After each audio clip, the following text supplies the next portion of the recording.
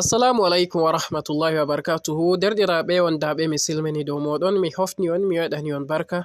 Ɗum derɗirawo moɗon Adamu Dejo application. Hande bo mi waddani en lawol gol goɗɗo on tokkata on yaha on dubla WhatsApp moɗon. Don himɓe ɗuɗɓe ƴamtan ɗum bana figo noi on kam.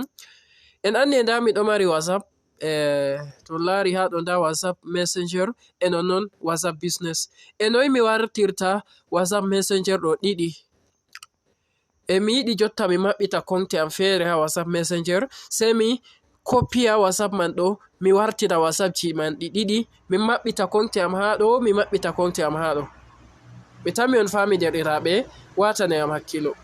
Arande man ni derɗiraɓe, to hande on feni warugo ha sen amin yonetenga DG application TV, taijite warugo gal jungo moɗon nyamoɗo, nda on tawan bindi daneji nder babal ɓalejum, on wara on mema dow ton mai banni. Tammi to on laari ton memi ton ɗo windi sabone, to on memi on aboni, sai on lora on mema dow toɓɓere danere ɓe hollata on ɗo, nda sai on lara on tawan haɗo warti toɓɓe 4, sai on hosa toɓɓere je dow ɗon mema dow mare toɓɓere ɓalere ɗo, on mema dow mare banni. To on waɗi banni on aboni, kala dede video je min jippini fu waran hamon be lawol koyngol. E nonnon ta yejjite warugo ha jungel ɗo on waɗana min jem, on iya dow magel banni. To on ii banni ɗo on waɗi jem hollugo videowol mai woɗi on. E nonnon ta yejjite warugo ha ɗo ha windi partage ɗo, on iya dow ɗo banni on partage nder group ji moɗon WhatsApp, Facebook, Telegram e ko nandi e majum. E nonnon ta yejjite warugo ha ɗo on ƴama min kala kon mari haje fu ha commentaire ɗo on windana min, minon bo min wawan min waɗana on.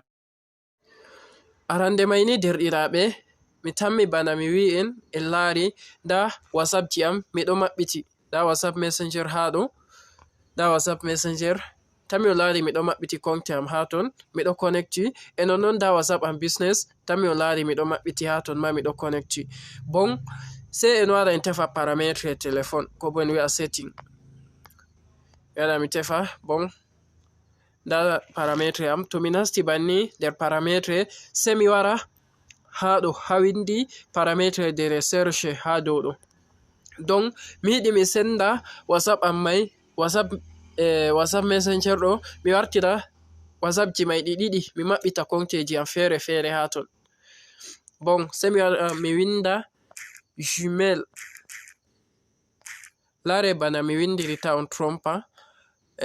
Bon mi winda Gmail, to mi windi Gmail banni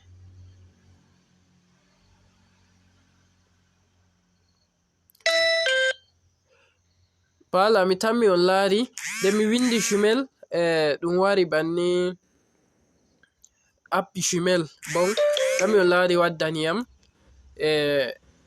application Facebook, Messenger, Snapchat, WhatsApp, nda toɓɓe je on yiyata ha ɗo ɗo. Don sai mi wara mi yiɗi mi wartira WhatsApp ɗo ɗiɗi, sai mi wara mi iya dow ha ɗo mi activa toɓɓere je dow WhatsApp ɗo mi rena, mi tammi on laari ha ɗo waɗi installation.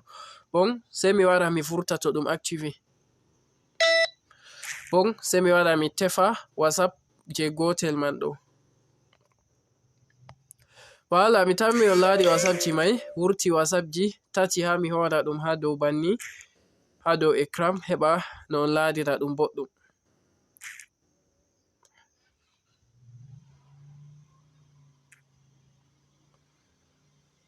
Wala mi tammi on laari WhatsApp, nda WhatsApp mi heɓi WhatsApp kesa ha ɗo. Bon nda WhatsApp je mi mari no, mi nasta nder maga banni en lara nga ɗo mari konte, mi wurta mi loɗa mi nasta nder nga bo.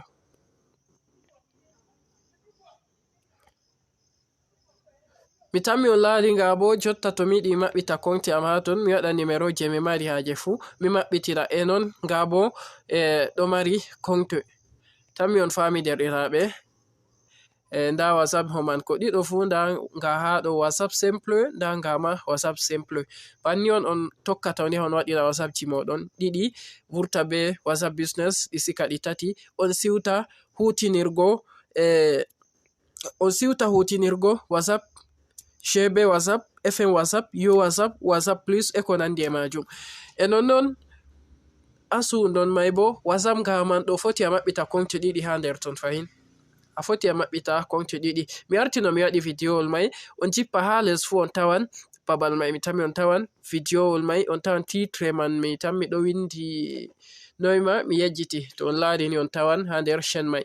On yettama derɗirawo moɗon, habde on partaja daidai videowol mai ha nder group ji moɗon, e nonnon habde abonné ha chaine DG application TV. On yettama derɗirawo moɗon DG application. Assalamu alaikum.